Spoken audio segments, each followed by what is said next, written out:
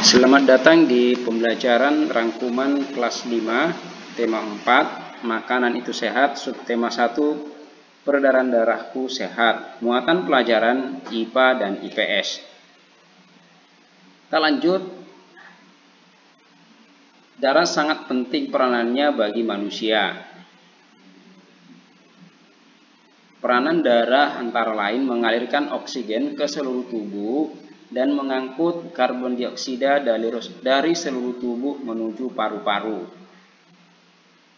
Dalam tubuh manusia, darah mengalir melalui organ-organ peredaran darah. Akan kita bahas apa saja organ peredaran manusia dan apa fungsi organ peredaran darah manusia. Mengalirnya darah di dalam tubuh disebut sistem peredaran darah. Sistem peredaran darah dalam tubuh ada dua.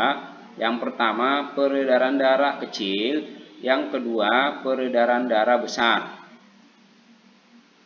Apa sih peredaran darah kecil itu?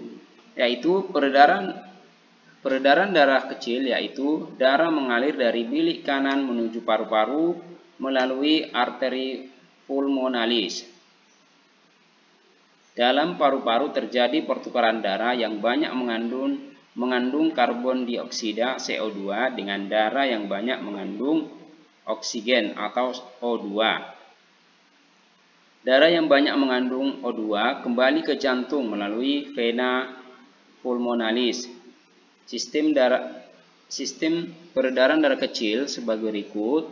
Dari bilik kanan menuju ke arteri pulmonalis, menuju ke paru-paru, kemudian menuju ke vena pulmonalis, kemudian menuju ke serambi kiri. Sedangkan sistem peredaran darah besar yaitu darah yang banyak mengandung oksigen O2 mengalir dari bilik jantung ke seluruh tubuh kecuali paru-paru melalui arteri besar atau aorta. Kemudian selanjutnya terjadi pertukaran darah yang banyak mengandung oksigen dengan darah yang banyak mengandung karbon dioksida di seluruh tubuh. Darah yang banyak mengandung karbon dioksida kembali ke jantung melalui vena serambi kanan. Sistem peredaran darah besar sebagai berikut, mulai dari bilik kiri, arteri besar, kemudian arteri, baru ke seluruh tubuh, vena, dan serambi kanan. Selanjutnya, organ tubuh manusia yang berperan dalam peredaran darah adalah 1. Jantung. Jantung merupakan organ pemompa darah menuju ke seluruh tubuh. Yang kedua, pembuluh darah. Itu merupakan bagian yang menjadi tempat mengalirnya darah. Yang ketiga, paru-paru, yaitu organ tempat bertukarnya antara oksigen dan karbon dioksida darah. Selanjutnya, fungsi atau peranan organ peredaran darah pada manusia adalah sebagai berikut. Pertama, jantung. Jantung adalah organ tubuh manusia yang berfungsi memompa darah ke seluruh tubuh. Jantung memompa darah dengan cara berkontraksi dan berelaksasi secara bergantian sehingga jantung berdenyut, mengembang, dan mengempis. Jantung terletak di dalam rongga dada sebelah kiri.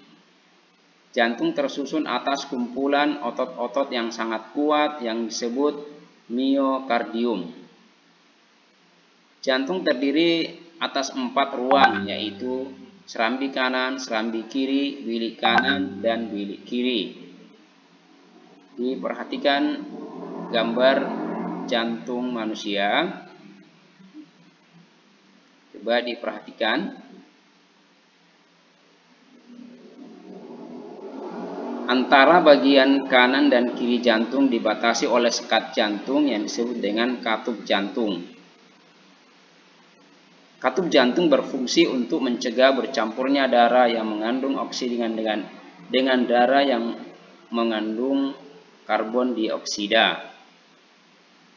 Otot penyusun bilik jantung lebih tebal daripada otot pada serambi jantung. Hal ini disebabkan tugas bilik jantung lebih berat. Tugasnya yaitu memompa darah keluar dari jantung ke seluruh bagian tubuh. Kontraksi dan relaksasi pada jantung mengakibatkan terjadinya denyut jantung atau denyut nadi.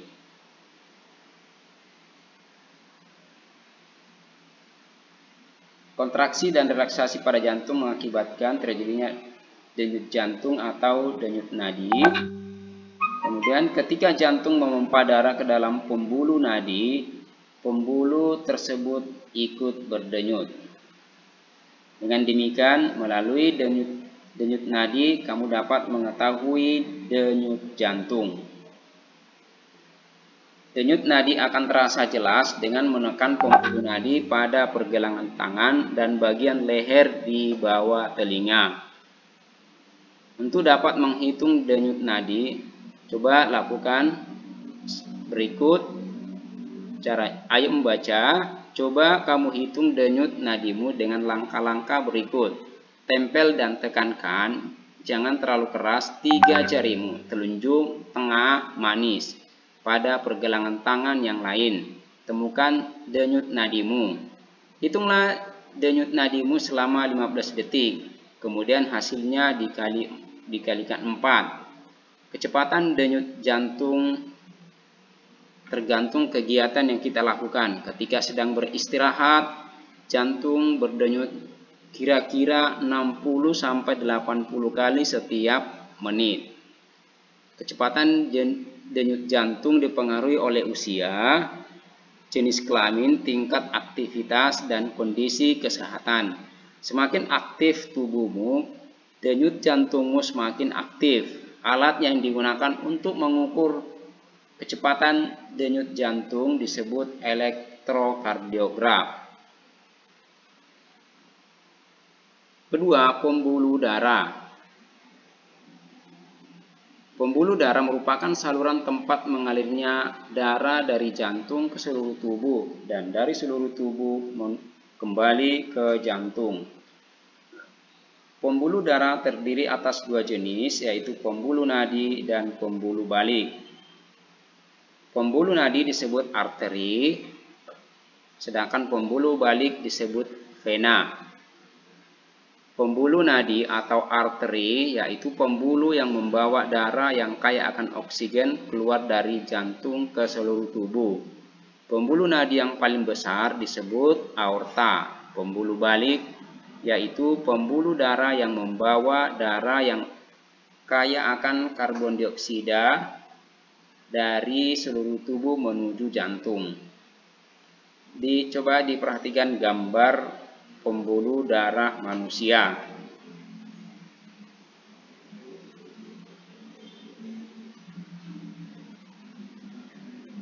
Pembuluh nadi dan pembuluh balik bercabang-cabang. Ujung cabang pembuluh terkecil disebut pembuluh kapiler. Pembuluh kapiler sangat halus, berdinding tipis dan berpori. Dalam pembuluh kapiler ini terjadi pertukaran zat, yaitu antara oksigen dan karbon dioksida.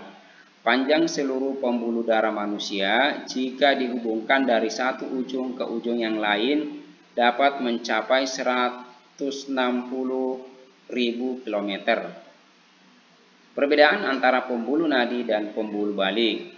Yang pertama, pembuluh nadi disebut juga sebagai arteri, sedangkan pembuluh balik disebut sebagai vena. Yang kedua, pembuluh balik tempat mengalirnya darah yang membawa oksigen, sedangkan pembuluh balik tempat mengalirnya darah membawa karbon dioksida. Ketiga, pembuluh nadi tempat mengalirnya darah keluar dari jantung, sedangkan pembuluh balik tempat mengalirnya darah menuju jantung. Keempat, pembuluh nadi denyutnya terasa, sedangkan pembuluh balik denyutnya tidak terasa. Yang kelima, pembuluh nadi tempatnya agak ke dalam dan tersembunyi, sedangkan pembuluh balik tempatnya dekat permukaan tubuh. Diperhatikan gambar organ paru-paru dan mekanisme pertukaran O2 dan CO2. Kita lanjut ke paru-paru. Paru-paru juga memiliki peranan yang penting dalam proses peredaran darah. Dalam proses peredaran darah, paru-paru berperan sebagai penyuplai oksigen ke dalam darah. Darah yang telah diedarkan ke seluruh tubuh tidak lagi mengandung oksigen, akan tetapi banyak mengandung karbon dioksida. Setelah kembali ke jantung, darah yang akan mengandung karbon dioksida tersebut dipompa ke dalam paru-paru. Selanjutnya, karbon dioksida diambil dan diganti dengan oksigen melalui proses pernapasan. Paru-paru terdiri atas ribuan tabung bercabang. Tabung bercabang yang jumlahnya ribuan, semakin ke ujung semakin mengecil. Pada ujung yang mengecil terdapat kantong udara. Kantong udara tersebut dinamakan alveoli. Masing-masing alveoli memiliki jaringan halus kapiler. Pada jaringan halus kapiler inilah tempat terjadinya pertukaran oksigen dan karbon dioksida. Lanjut, cara kerja organ peredaran darah manusia. Darah kotor yang ada di bilik kanan jantung yang membawa karbon dioksida awalnya dipompa jantung menuju paru-paru melalui pembuluh arteri pulmonalis. Kemudian di paru-paru, darah kotor mengalami pertukaran karbon dioksida dengan oksigen. Kemudian darah bersih tersebut mengalir ke serambi kiri jantung melalui vena pulmonalis. Lalu darah menuju bilik kiri dan dipompa melalui aorta menuju ke seluruh tubuh. Setelah menuju ke seluruh bagian-bagian tubuh, darah akan menjadi kotor karena membawa karbon dioksida. Darah kotor ini kemudian dipompa menuju ke serambi kanan jantung melalui pembuluh vena cava dan kembali di bilik kanan sebelum menuju paru-paru lagi.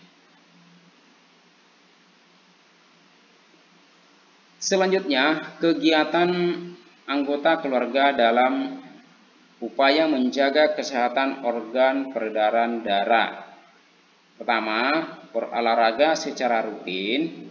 Yang kedua, mengonsumsi makanan gizi dan seimbang. Yang ketiga, sering beraktivitas fisik. Yang keempat, tidak merokok. Selanjutnya, perhatikan gambar bagian-bagian jantung pada burung dan sistem peredaran darah pada burung. Perhatikan gambar di atas. Ternyata jantung burung mempunyai bagian-bagian yang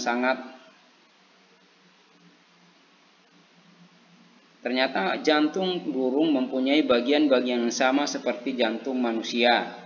Vertebrata ini mempunyai jantung yang terdiri dari 4 ruang. Ada atrium kanan atau serambi kanan, ada atrium serambi kiri, ventricle bilik kanan, dan ventricle bilik kiri. Bagaimana dengan peredaran darah pada burung? Diperhatikan organ peredaran darah pada burung dan fungsinya. Yang pertama, jantung. Fungsinya yaitu memompa darah menuju ke seluruh tubuh. Pembuluh darah fungsinya yaitu tempat mengalirnya darah dari jantung ke seluruh tubuh dan dari seluruh tubuh kembali ke jantung. 3. Paru-paru fungsinya adalah sebagai penyuplai oksigen ke dalam darah. Selanjutnya, manfaat kesehatan bagi manusia. Manfaat kesehatan manusia ini terdiri dari dua, ada manfaat kesehatan secara langsung dan manfaat kesehatan secara tidak langsung. Yang pertama, manfaat kesehatan bagi manusia secara langsung. Yang pertama, mengurangi pengeluaran. Bayangkan jika kamu sedang sakit, tentu akan mengeluarkan biaya yang tidak sedikit untuk ke rumah sakit dan membeli obat. Yang kedua, menambah pemasukan. Jika tubuh dalam keadaan sehat alami, tentu kita dapat bekerja secara baik dan segar bugar seperti biasa. Hal ini tentu akan menambah pemasukan dibanding ketika sedang sakit. Yang ketiga, menghemat waktu. Mengapa salah satu manfaat kesehatan adalah untuk menghemat waktu? Hal ini dikarenakan banyaknya kegiatan dan tugas yang akan tertunda jika sedang sakit. Kemudian manfaat kesehatan secara tidak langsung, yaitu peluang untuk sukses. Sukses hanya dapat kita peroleh dengan dukungan kesehatan pada diri kita. Kegiatan harian kita tidak akan terganggu jika kita dalam keadaan sehat. Yang kedua, tabungan masa depan. Dengan sehat, maka kita akan menabung untuk masa depan kita. Tabungan ini dapat berupa kegiatan positif ataupun kegiatan amal yang kita lakukan sehari-hari. Yang ketiga, kesempatan untuk berbagi. Kesehatan akan membuat kita lebih menghargai hidup. Oleh karena itu, kita akan diberi kesempatan lebih untuk berbagi antar sesama untuk berbuat pahala. Selanjutnya, manusia hidup dalam lingkungan tertentu. Apa sih itu lingkungan? Lingkungan adalah ruang yang ditempati oleh makhluk hidup dan benda tak hidup. Dalam kehidupan manusia tidak dapat dipisahkan dari lingkungannya, baik lingkungan alam maupun lingkungan sosial. Manusia tidak bisa hidup sendiri untuk memenuhi kebutuhan hidupnya. Manusia pasti membutuhkan orang lain. Contoh interaksi antar individu. Yang pertama adalah seseorang yang menyapa orang lain. Yang kedua, seseorang yang membayar barang belanjaannya pada kasir. Yang ketiga, seorang yang sedang menelpon temannya. Intinya, contoh interaksi antar individu adalah suatu hubungan atau interaksi satu orang dengan satu orang. Itu namanya interaksi antar individu. Selanjutnya,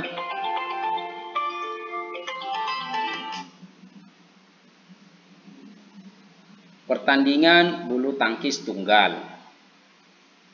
Selanjutnya, contoh interaksi antar individu dan kelompok. Pertama, seorang guru mengajar siswa-siswa di kelas. Selanjutnya, seorang berpidato di depan masyarakat umum. Contoh interaksi antar individu dan kelompok sebenarnya adalah suatu hubungan satu orang dengan banyak orang. Itu contoh intinya interaksi antara individu dan kelompok. Selanjutnya, contoh interaksi antar kelompok. Maksudnya adalah interaksi yang dilakukan lebih dari satu orang berinteraksi dengan lebih dari satu orang. Namanya interaksi antar kelompok. Contohnya, grup band yang melakukan konser. Selanjutnya, pertandingan tenis ganda yang mempertemukan dua pasang tim. Mengapa interaksi sosial penting dilakukan oleh setiap individu? Karena dengan melakukan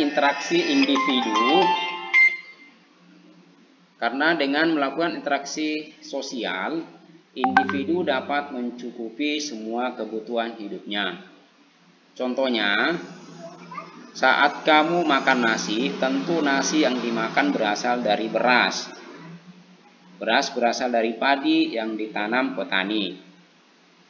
Sebelum menjadi beras, padi digiling oleh orang lain. Bahkan nasi yang dimakan merupakan masakan orang lain. Selain untuk memenuhi kebutuhan hidup, interaksi juga merupakan sarana untuk mencapai tujuan bersama. Interaksi sosial tidak selamanya mengarah kepada kebersamaan atau persatuan.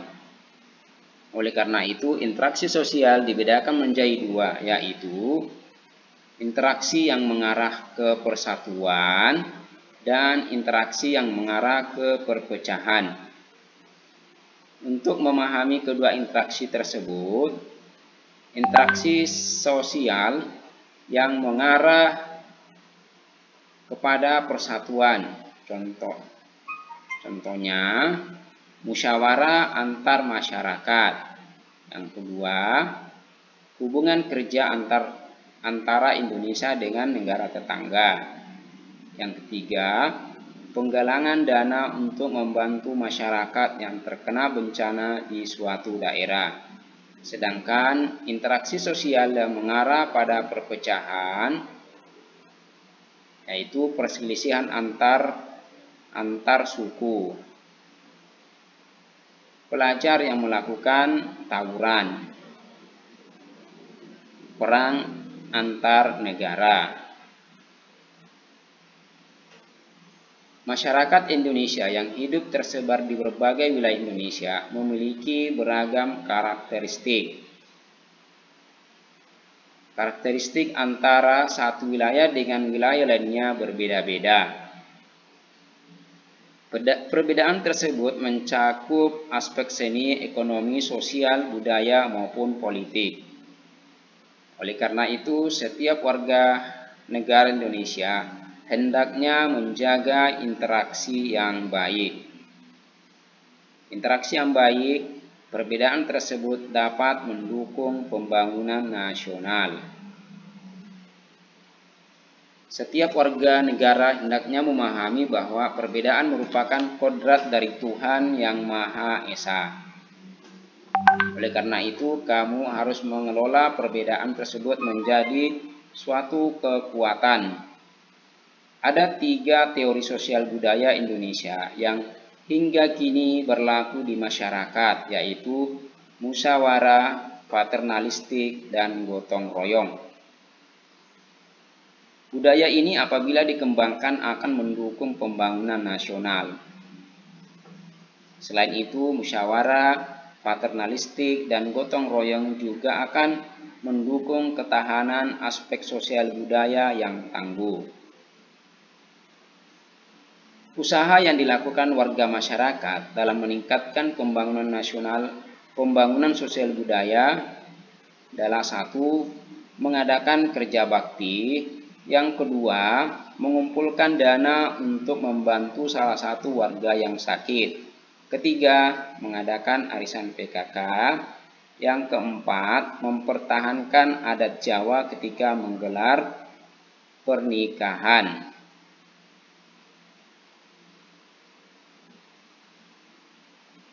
Yang kelima, mengadakan musyawarah ketika terjadi suatu masalah.